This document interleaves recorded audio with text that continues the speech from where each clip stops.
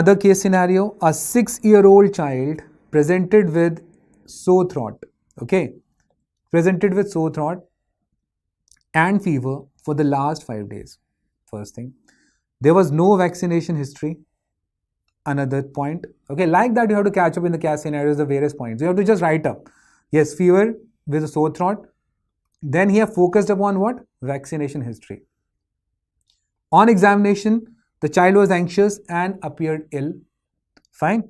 His temperature was 38.6 degree, that is 100 degree Fahrenheit, and has a hoarse voice. Examination of his throat reveals tonsillar and pharyngeal edema, okay, with the gray membrane coating. Okay, so guys, what hint you want except this? Answer is diphtheria. It's going towards the diphtheria pseudomembrane and along with that edema.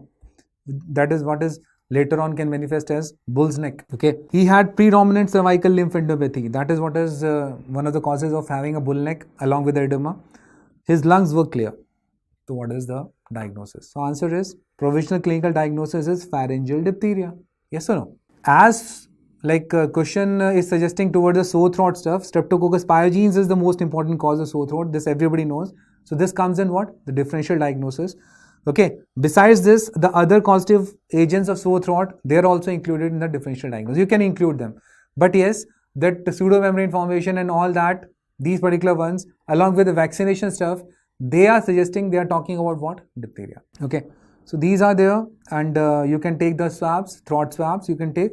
Okay, and you can go for the gram staining, Albert staining, you can go for the culture, and the culture can be done for the blood agar, Loeffler serum slope, potassium telluride blood agar. Okay, potassium telluride, blood agar, Loeffler serum slope, blood agar. These can be taken up because you are not like telling right from the start that this is diphtheria and all. You want to find out microbiologically you can do with these particular culture plates. Easily you can identify. Okay, the gram staining, Albert staining will tell you very fast because this is emergency, this particular pharyngeal diphtheria.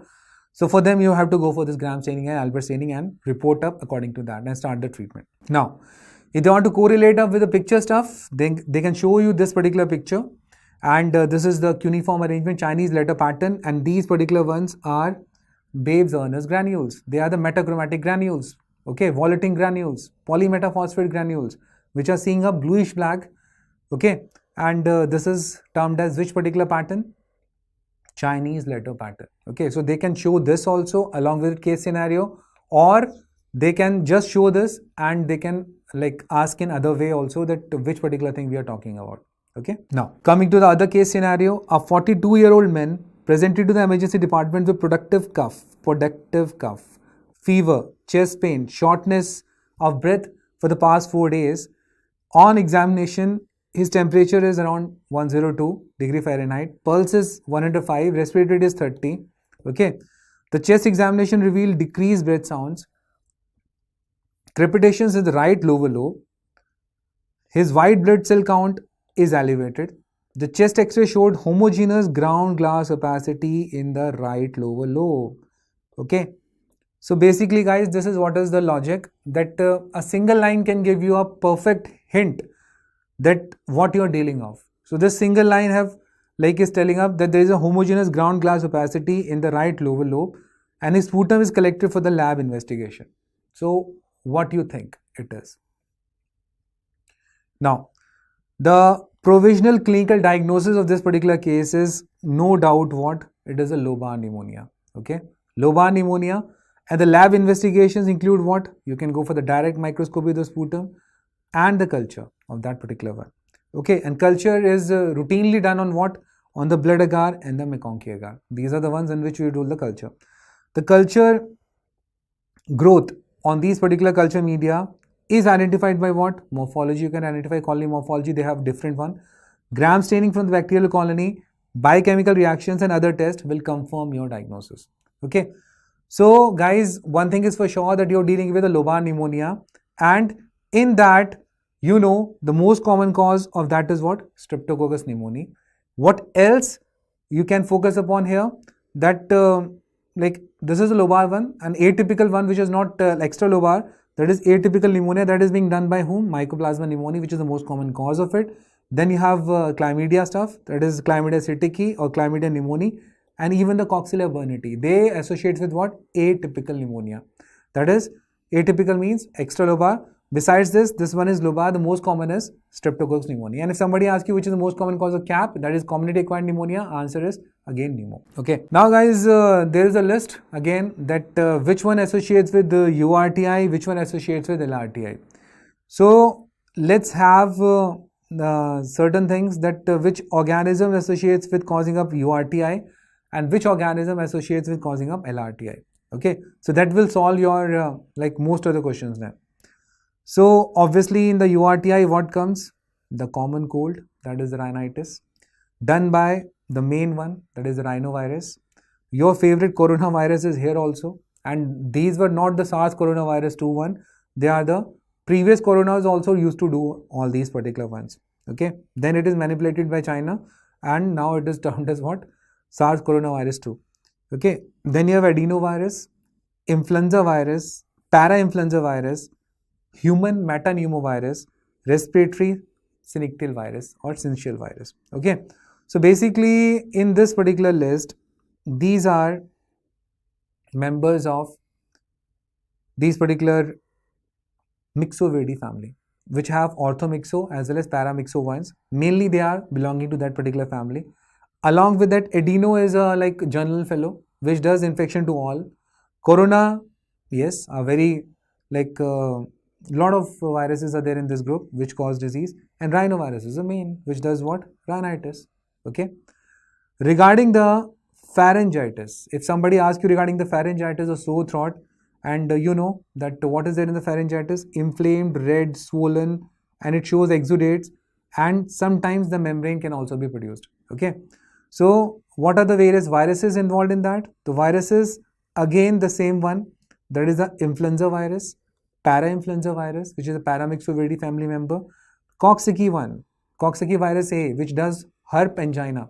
Okay, remember this associates with picornavidae family. Okay, rhinoviruses, picornavidae family, coronaviruses here also they are Epstein-Barr virus and adenovirus. They all associates with what? Pharyngitis, and in them what can also produce? This particular membranes. Okay, so this is regarding the virus stuff which is there. Fine, I'm talking about the virus stuff before, like and after that we'll talk about some other causes of the same thing. Okay, and if you want to go like that, then we can go for that also. Okay, and the same regarding that, this list is continued from above, that which all are doing the pharyngitis and all. So obviously the most important one is bacteria, Streptococcus pyogenes. Then you have the Streptococcus group C and G, Arcanobacterium less known, Mycoplasma pneumoniae, Vincent angina, they all associate with this particular pharyngitis. Along with them is this Treponema vincenti, Leptotrichia buccalis, and even the fungus, that is the Candida albicans. They all associate with what? Pharyngitis. Okay.